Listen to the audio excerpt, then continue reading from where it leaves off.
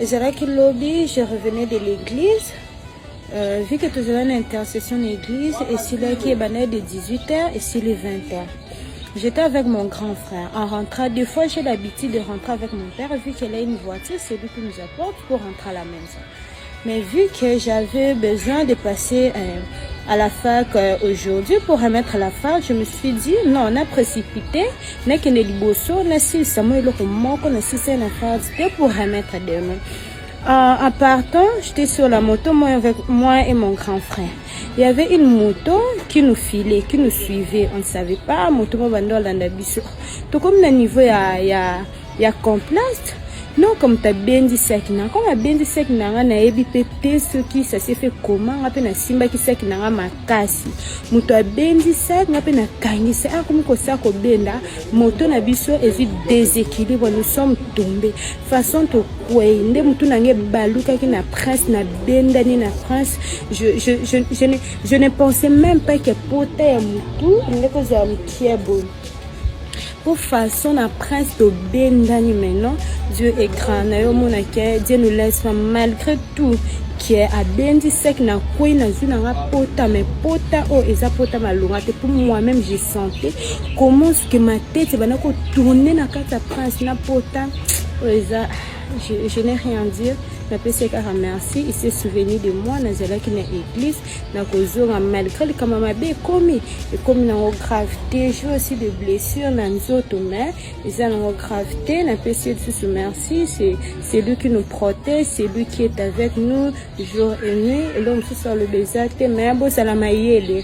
Au matin à sec non likola moto ko tia sec mupandite tia sec na kati zipi ka ngobaye bate parce que bato bele ba kufa bon ba benzi mutu perique peut-être likola moto mutu akwei mutu ke et tout y parce que yo saka na kusoyiba. Je vous souhaite une bonne journée, que Dieu vous protège à Zasinabi.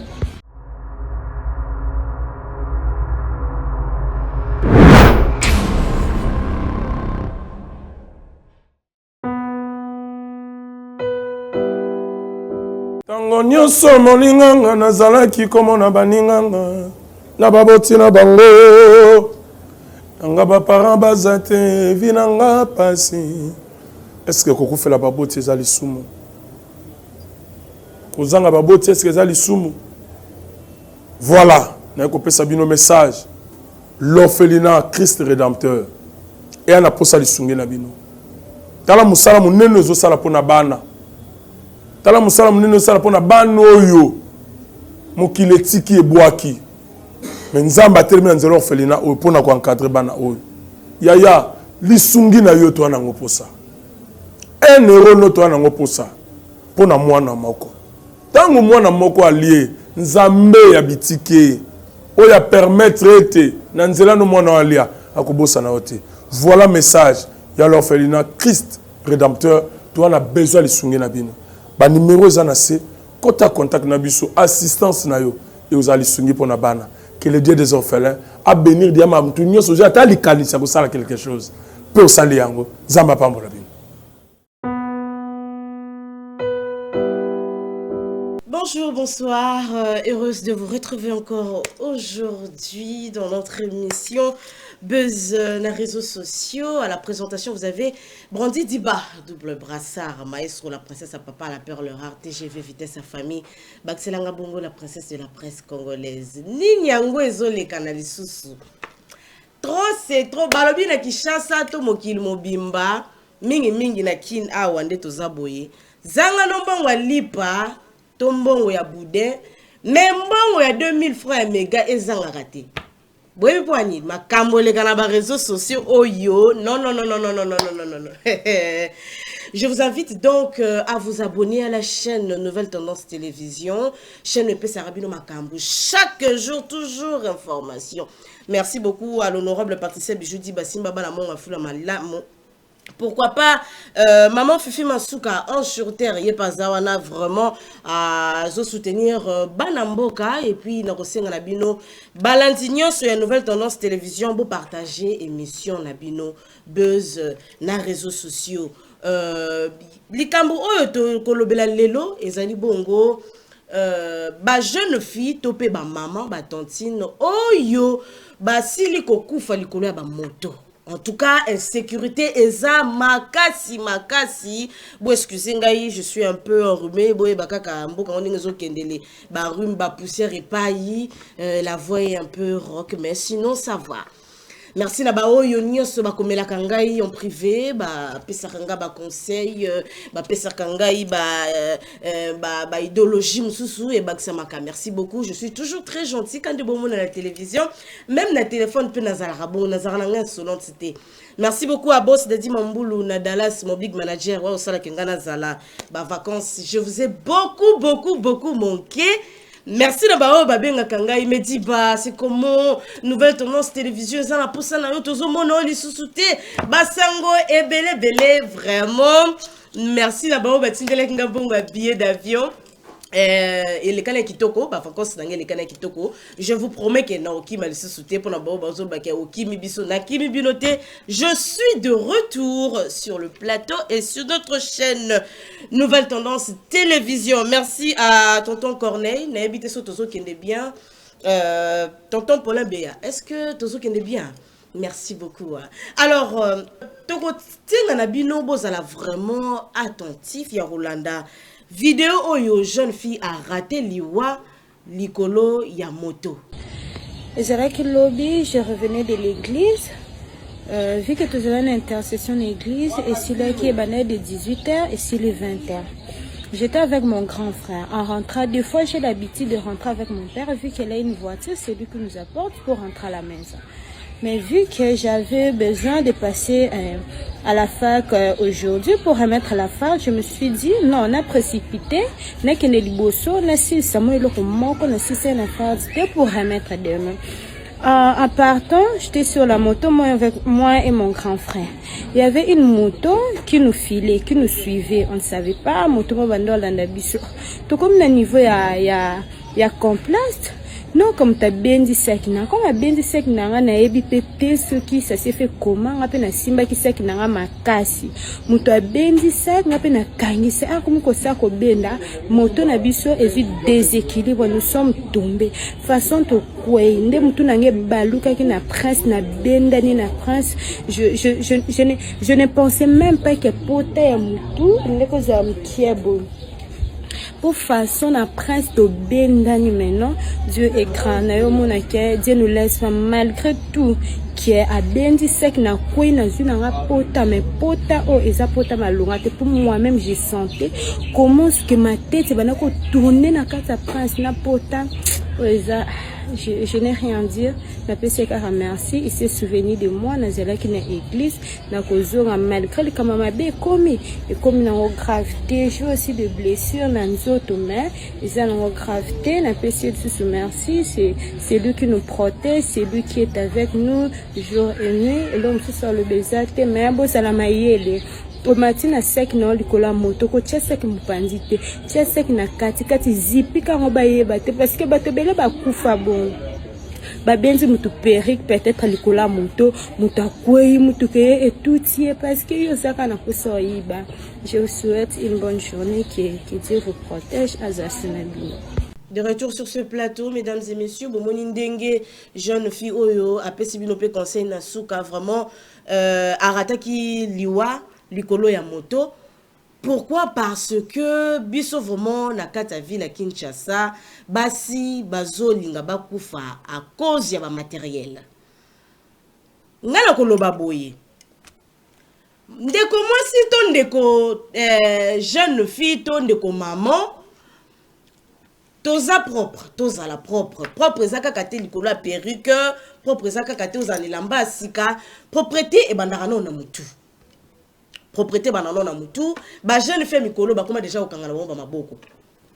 OK, na salon de coiffure na yo ba kangi ata 8 souki na 1000 francs, 5 souki maboko na 500 et sili oyebi kende na zabo e perruque na nga ya $1000 po biso tu ba jeune fille so ki sasa awa bango nde bazawana mutu alata su perruque à $20 azalaka te ba koma oyoka soni. Donc au moins la jeune fille yé pour se sentir kaza jeune fille. Il faut l'attaquer perruque qui a $250, $500.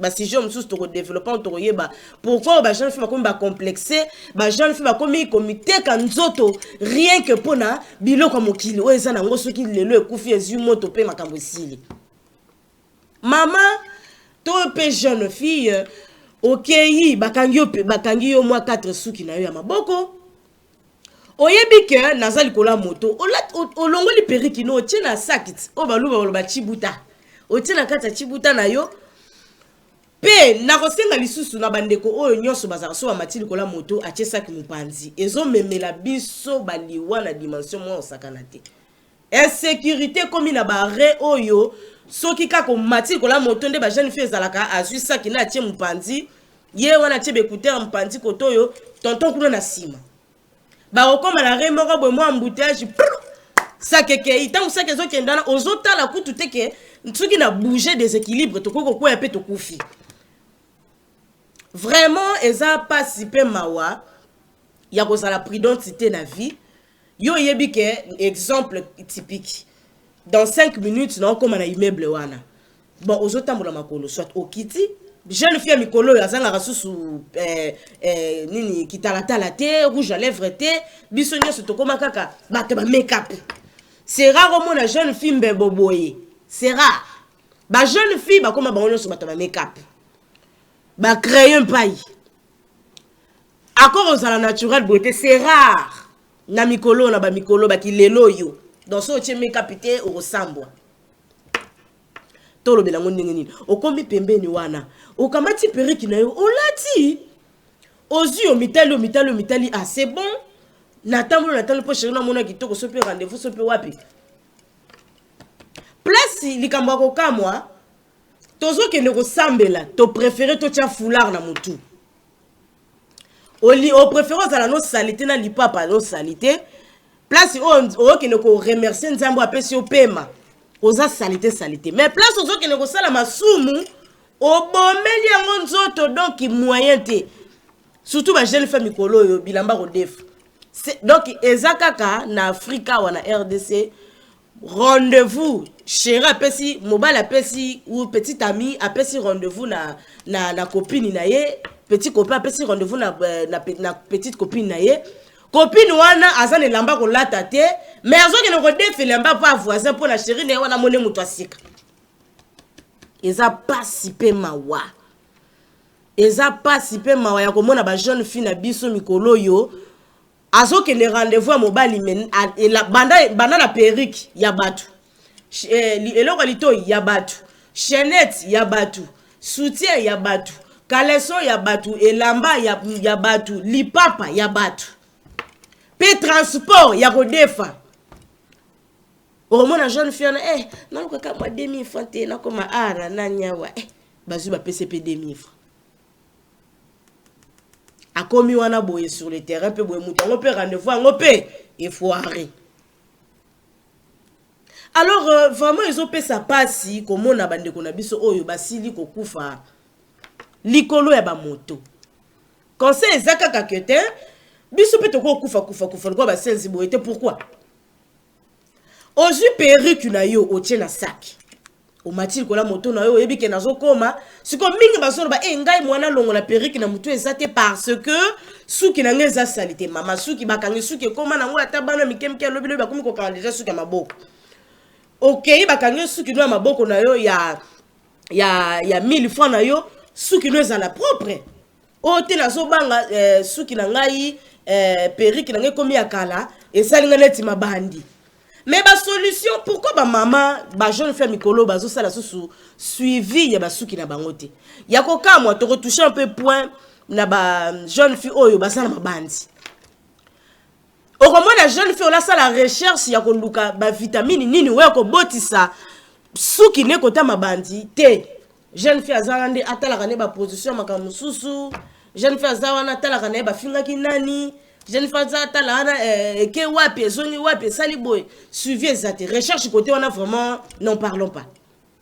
Or ce que ça la posa ya suki na yo mabandi o esala ka jeune fille to ba mama to ça ba ai ba conseil ba ai ka ko zo mona ai ba 250 oyo oniki o ai sala mutu soro mais ngwana mtezo peso ba vitamine ya ngwana mtezo peso ba vitamine Ozu aine wana otuti yango mususu bazotokisa yango ba solution eza ebele. Bien que le toko lobeli makambo ba solution te ya kotiaka na suki po. Nyonso wana nini opo na lingite ba mona ngai libandi yango nazo mitie la periki. Siko tango zo mitie la periki bongo likola moto tellement que ça kabelo à $500 ba yibi yo au picle bino so bokwei grand car na sima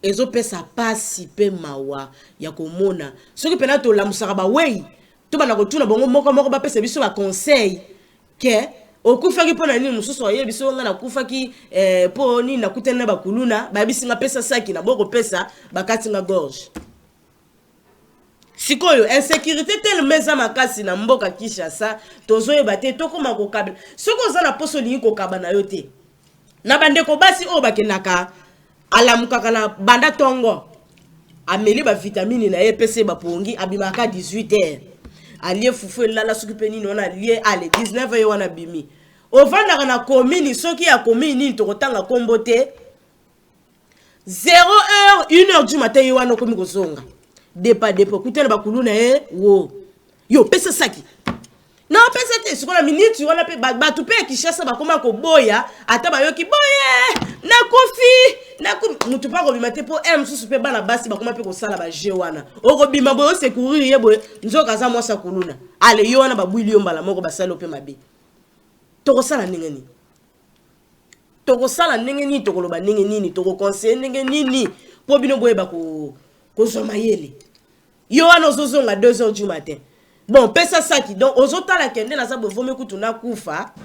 Ke saki na nge kende. Siko yo bakute la kulo liyo pesa sako liyo ko pesa saki te. Oya okango kachi boye mbala moko kia.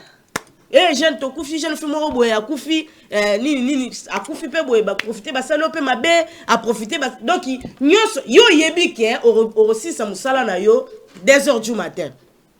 Yo ebi ke orosi sa musala na yo 2h du matin na 2h du matin wana pourquoi pas qu'on la kakuna pour na bamboka mikolo biso déjà à partir de 0h 2h bato bazonga en tout cas bato bazana boanya sera comme 0h en tout cas ça pena muto nga moyena zonga lisusu ezate na préféré na ngana lala na ngaya wa comme ça lobi na tongo na 5h na zonga na kupona kaka bakuluna yo ebi ka bamboka ba sécurité ndenge to sa ndenge nini bande ko na biso basi to sa ndenge nini.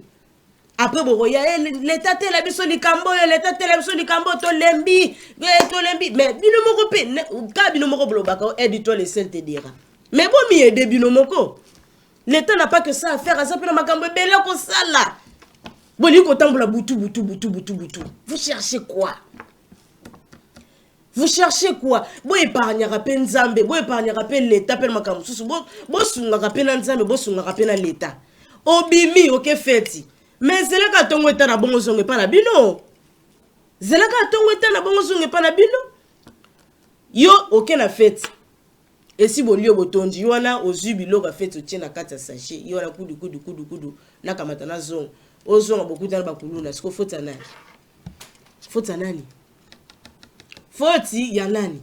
Bon mi batelaka vraiment ezali pasi pe mawa Dieu merci bon moni bolandi vidéo wana ndenge jeune fille oyo arataki vraiment liwa heureusement akufite mais biso to ko profiter na kata vidéo wana pona yebisa bino buzz na réseaux sociaux ezana pona ko informer bino toujours makambo o ezolekana balobi zanga na mbonga lipa men mbonga mega ko zanga ngoti po ezala kaka chaque jour bo bana ko zwa kaka information lelo besoin information au lobby ko sa source information nouvelle tendance zana 24h sur 24 chaîne makasi to bunande pona bino to zana pona ko conseiller bino to zana pona ko pesa bino ba idéologie o bato musu bazo zanga.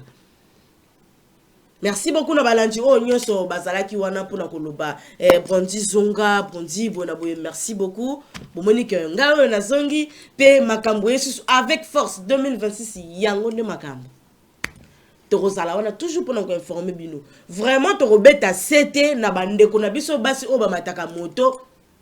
Même ngayo so ngina matamoto en tout cas s'il faut na longola biloko nyonso na longolaka na longoli na malembe na matina ngai na zuperiki na ngana longoli na tina sac suki na ngeza la ka propre na bona makambo ya ko pikola nga periki na ngekende na ko so déséquilibre Pour des grands embouteillages à Kinshasa, sur la que na voiture na kosi na tchaka pena mbongo na ngai ba moto wana. C'est chaque jour to bima na RDC, mutu na mutu azana ba prix na distance ya awa karati awa ba robamba msu 10 000. Muko so pesa to futaka moto 15 000 francs congolais na ngina lo bakutu sefa. 10 000 francs distance à mkuse oboyo vandi. Orolobani. Okolobani ni mutu amtazo tia prix na ndenge naye. Alors, buzz na réseaux sociaux et Rosala on a pour donc chaque jour to bana kotonga to bana kolaksa bino makambo o ezole kana na RDC makambo ezole kana na Afrique makambo ezole kana na mboka mobimba to retoucher toucher ba point belé net na ben mission o ezo ya wana susu beaucoup landa boromona ba pourquoi to kolobela sujet ya makambo ya ba o ba bengi bana basi bazo ko se filmer ba marié bazo ko se filmer pour na ke lobby ba sambu ape bazo sambu sa ba mari ba mibali na bango ba marié ba komi ko sambu na réseaux sociaux to ko lobelango. Merci beaucoup na Balanja Nouvelle Tendance Télévision pour partager émission na bino naza pour ça vraiment beaucoup melanga inde bo mesana ko komelanga ba o basilika ki bo silikate vraiment na sengi bino pardon. Je suis de retour ya mbozo mona nzamba zo pambola nzamba zo pesa makamba zo pesa ba bwanya balobi boye tikangulu apa ko la potopoto po yango za kazaka na ezala mutu mususu ato sunge ndenge nini aoyebaka ne yote mutu mususu ato bongisi ndenge nini akozonga kaka na potopoto bawela ki kosukola bakolata nini sans oublier to suka bongo te na eloko moko to nga to bakisa ba mama ya changu ba papa ya changu bilenge pe ba jeune boye ba ete meeting populaire eza bongo le 28 février 2026 na terrain Bouddha commune ya Njili quartier 1. Maman Fifi Masuka ayebi ko bengisa batu nyoso baya wana tozo benga e ange sur terre. Ange sur terre on nzamba pesi biso mama motema ya mawa. Mama motema bolingo, mama ayebi ko sunga bana. Abengisi bino bongo le 28 boya ebele ngamo ko pina ko zala wana nouvelle tendance pe ko zala pour na ko pesa bino basango oye aroya milulu na o aroye bakolobela. Merci beaucoup na Patricia Bijou Diba Dirkan Koussou les oncles de mes enfants Marcelon Koussou Cécilia pourquoi pas tout comme déjà na souka bongo tonton Corneille papa Paulin Beya merci beaucoup ne bozo encadré ngai je suis toujours là pour vous, continuez de m'appeler, continuez à m'écrire les numéros ils affichés au bas de vos écrans. Brandi Diba pour na batu oh ba mona bien tem sous ba bisinga me di ba numéro bazo comment bien tem mais qu'est-ce qui se passe les amis on a plus 243 81 840 18 13 portez-vous bien merci au revoir. Merci Banakin bana monde entier merci bien-être Sougala café logo na meli logo mais logo eza mabe ya bien pour na panne technique mais ko salela ngona ndenge mabe te salela ngo pour na mama ba célibataire to lingi bino ate so maka boma mokolo bala pourtant mzo ba produire ngo soute merci bien-être yango yo lukango benga ndeko nanga alendele ye mutu ayebi esika ko fournir yo autant que tu veux $35 ezebele na kati sobo melika moko de joga bien be moroïde banini tout ça bilia lia vanda mosala banini et réparer au système ya break et réparer au pe fonctionnement ya break de break donc et son fonctionnement ya bien to comme ba congolais toujours gagner ba match on va défaite pas technique en plein match c'est pas bon zongela eloko ngana c'est éviter de dire surtout ba pasteur bolingo mela boyawa bobenga pena alendele na numéro na ye pour bobenga pour bozeloko c'est important traitement poison anti-poison yango yo ne ba mususu meli yango avant okende obima o mela ngo ça 2 jours ata bateli loko moi cuire mon corps c'est bon oyo pe anti-poison donc soko ata ezala kati elongolango alendele mikolo somme n'habité mindele yango bapesi biloko baudia po biloko yango bendeza ya solo mikolo batiaka poison ato ya famille te ato za problème na mutu te jalousie kaka donc baproduit yango wana ya anti-poison oyo pe anti-poison donc benga alendele à partir na ye ayibindeni oya ozwango nzambe na nga pambola bino mibatela mboka ekomi bien te bato bakomi na jalousie oyo tozo comprendre desu te bana mike bazokufa mikolo bazokufa baotia na bana bebe bapoison donc toujours zala na ntina yo ndenge nga na ndako c'est bon que Dieu vous bénisse.